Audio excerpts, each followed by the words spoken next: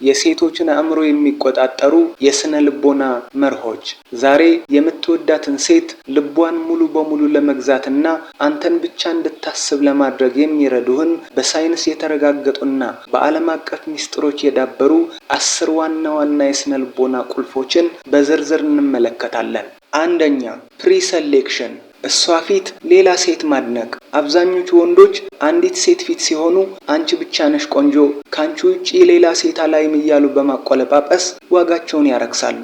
ነገር ግን የስነ ልቦና ባለሙያዎች እንደሚያረጋግጡት ሴቶች የሚሳቡት ከነሱ ውጪ ሌሎች ሴቶች በሚፈልጉ ወንዶች ነው፣ ወይ ደግሞ ከነሱ ውጪ በሌሎች ሴቶች በሚማረኩ ወንዶች ነው። ስለዚህ እሷ ያለች ስለ ሌላ ሴት ውበት፣ ጥሩ አለባበስ ወይ ደግሞ የሥራ ስኬትን ያለምንም ፍርሃትና በቅንነት ስታደንቅ በውስጧ ይህ ወንድ ከፍተኛ መመዘኛ ያለው የሚል ዕውቅና ትሰጥሃለች። ይህ ባህሪህ በውስጧ ያለውን የተፈጥሮ የውድድር ስሜት ስለሚቀሰቅሰው ካንተ አድናቆትን ለማግኘት ስትል ይበልጥ ራሷን እንድታስተካክልና ወደ አንተ እንድትሳብ ያደርጋታል። ጣል ጣል ስታደርጋት ምርጫ ያለህ ወንድ መሆንህን ስታውቅ ክብርህን በአእምሮዋ ውስጥ ይጨምራል። ሁለተኛ፣ ስለ ቀድሞ ፍቅረኛህ በጥሩ ሁኔታ ማውራት። ዘ ፕሩፍ ኦፍ ቫልዩ። ስለ ቀድሞ ፍቅረኛህ ስታወራ ማማረር ወይንም መጥፎ ነገር መናገር ሳይሆን ካንተ ጋር የነበራትን መልካም ጊዜ፣ ላንተ ያሳየችውን ጥልቅ ፍቅር፣ ውብ የሆነ አለባበሷንና እንዴት አብራችሁ ጥሩ ጊዜ ስታሳልፉ እንደነበር በነፃነት መግለጽ ጥልቅ የሆነ የስነ ልቦና መሳሪያ ነው። ይህ በሳይኮሎጂ ቅድመ ምርጫ ወይ ደግሞ ፕሪሴሌክሽን ይባላል። አንዲት ሴት ሌላኛዋ ከፍተኛ ጥራት ያላት ሴት አንተን በጥልቅ ወዳህና ተንከባክባህ እንደነበር ስትሰማ አንተ በፍቅር ግንኙነት ውስጥ ስኬታማና ሊወዱህ የሚገባው ወንድ መሆንህን በተዘዋዋሪ ትረዳለች። ይህ ሁኔታ ሌላዋ ሴት እንዲህ ከወደደችው እሱ ጋር ትልቅ ዋጋ አለ ማለት ነው የሚል የቅናትና የመፈለግ ስሜት በአእምሮዋ ውስጥ ይጭራል። ሶስተኛ፣ በመጠኑ መራቅና የናፍቆት ጊዜ መስጠት። ዘ ስካርሲቲ ፕሪንሲፕል። የሰው ልጅ በተፈጥረው ሁልጊዜ አጠገቡ ላለና በቀላሉ ለሚያገኘው ነገር ዋጋ አይሰጥም። ስለወደድካት ብቻ እንደ እናት አባቷ ሌተ ቀን አጠገቧ ሙጭጭ የምትልባት ከሆነ በፍጥነት ትሰለቻታለህ። የስነ ልቦናዊ እጥረት ሕግ እንደሚለው አንድ ነገር ማራኪ የሚሆነው በቀላሉ ሳይገኝ ሲቀር ነው። በመጠኑ ራቅ ስትልባት፣ የራሷን ፋታና የብቸኝነት ሰዓት ስትሰጣት በአእምሮዋ ውስጥ ያንተ ትዝታና ናፍቆት እንዲያብብ ታደርጋለህ። ሴት ልጅ ባንተ ሐሳብ የምትመሰጠው አብራችሁ በሆናችሁበት ሰዓት ሳይሆን ተለይተሃት ምን እያደረገ ይሆን፣ መቼ ይመጣል እያለች በናፍቆት በምትጠብቅበት ጊዜ ነው። አራተኛ፣ ጠንካራ የወንድ ጓደኞችና ማህበራዊ ህይወት መኖር። ትራይባል ስታተስ። አንዲት ሴት ወንድ ልጅ ምንም አይነት የወንድ ጓደኛ የሌለው ማህበራዊ ህይወት የራቀውና ሙሉ ቀኑን በስልኩ እሷን ብቻ የሚጠብቅ ሆኖ ካገኘችው እንደ ደካማ፣ ፈዛዛ ወይም ብቸኛ አድርጋ ትፈርጀዋለች። በአንጻሩ ግን የራስህ የወንድ ጓደኞች ኖረውህ ካንተ ጋር ተመሳሳይ አመለካከት ካላቸው ወንዶች ጋር ስትደዋወል፣ ስትጫወት፣ ስትወጣ፣ ስትዝናና ስታይ አንተ ማህበራዊ ብቃት ወይ ደግሞ ሶሻል ኮምፒተንስ ያለህ ጠንካራ ወንድ መሆንህን ትረዳለች። ወንዶች የሚያከብሩትንና የራሱ ስብስብ ትራይብ ያለውን ወንድ ሴቶች በተፈጥሯቸው በከፍተኛ ሁኔታ ያከብራሉ፣ ይከተላሉ። አምስተኛ፣ የተመጠነና ቁጥጥር ያለው ግንኙነት። ዶፓሚን ሬጉሌሽን። በቀን ውስጥ ከ10 ጊዜ በላይ እየደወሉ ቁርስ በላሽ፣ ምሳ በላሽ፣ ከስራ ወጣሽ እያሉ ተደጋጋሚና አሰልቺ ጥያቄዎችን መጠየቅ ግንኙነቱን በፍጥነት ገደል ውስጥ ይከተዋል። ይህ ባህሪ አንተ ስራ ፈትና ሙሉ በሙሉ በእሷ ላይ የተንጠለጠልክ መሆንህን ያሳያል። ግንኙነትህን በመጠኑ ቀንሰህ ስልኳንና መልእክቷን በቁጠባ ስትጠቀም ግን ስልክህ በጠራ ቁጥር በውስጧ ትልቅ የመነቃቃትና የደስታ ሆርሞን ዶፓሚንን እንዲያመነጭ ታደርጋለህ። ጥራት ያለውና የተመጠነ ግንኙነት ሁልጊዜም ቢሆን ክብርህን ጠብቆ የሴትን ልጅ ጉጉት እንዲቀጣጠል ያደርጋል።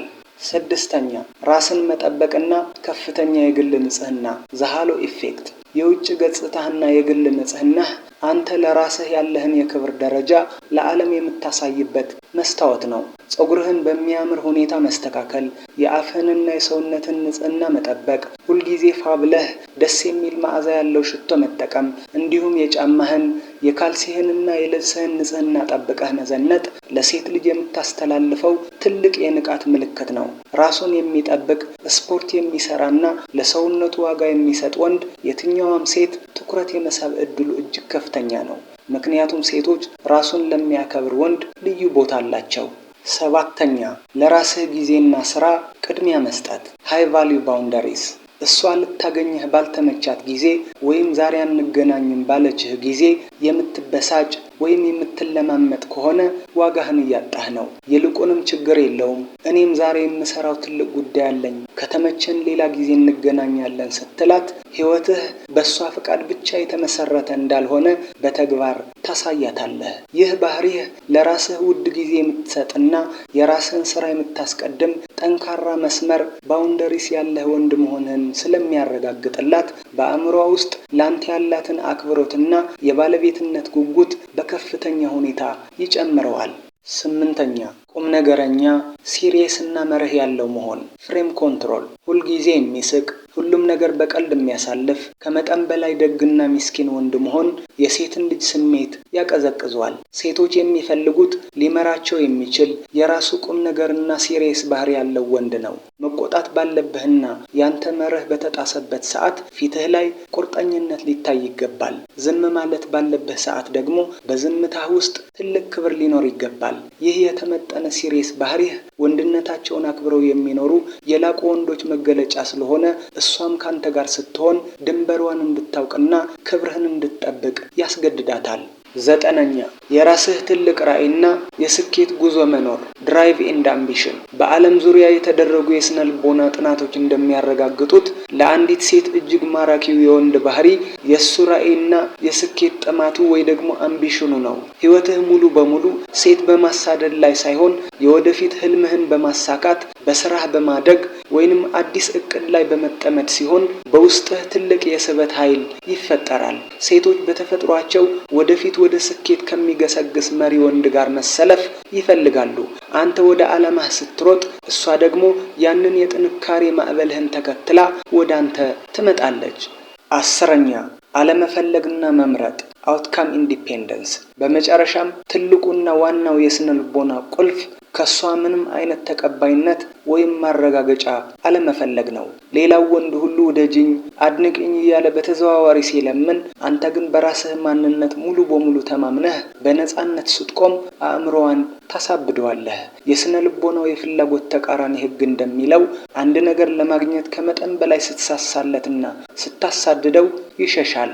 ፍላጎትህን ቀንሰህ በራስህ ክብር ስትቆም ግን እሱ አንተን መከተል ይጀምራል ይላል። አንተ መራጭ እንጂ ተመራጭ እንዳልሆንክ ንዑስ አእምሮ ሲረዳ እሷን በገዛ ፍቃዷና በተፈጥሮ ግፊት አንተን መከተል ትጀምራለች። እናም እነዚህን 10 ቁልፎች በአንድ ላይ አስተሳስረህ በተግባር ስታውላቸው ልክ እንደ ማኪያቬሊ ብልህ ሰው ትሆናለህ። ምንም አይነት ትዕዛዝ ሳትሰጥ፣ ሳትማጸንና ሳታሳድድ ሁኔታዎችን በውስጣዊ ማንነትህንና በስነ ልቦና ብቃትህ ብቻ ስታስተካክል የምትወዳትን ሴት ያለምንም ቅድመ ሁኔታ በገዛ ፍቃዷ ወደ አንተ እንድትሳብ ታደርጋታለህ። ፍቅር ማሳደድ ሳይሆን ራስህን ማብቃትና ማራኪ ማግኔት መሆኑን ሁልጊዜ አስታውስ። እንግዲህ ለዛሬ ያዘጋጀሁት ሐሳብ ይሄን ይመስል ነበረ። ላይክ እና ሰብስክራይብ ማድረጋችሁን አትርሱ።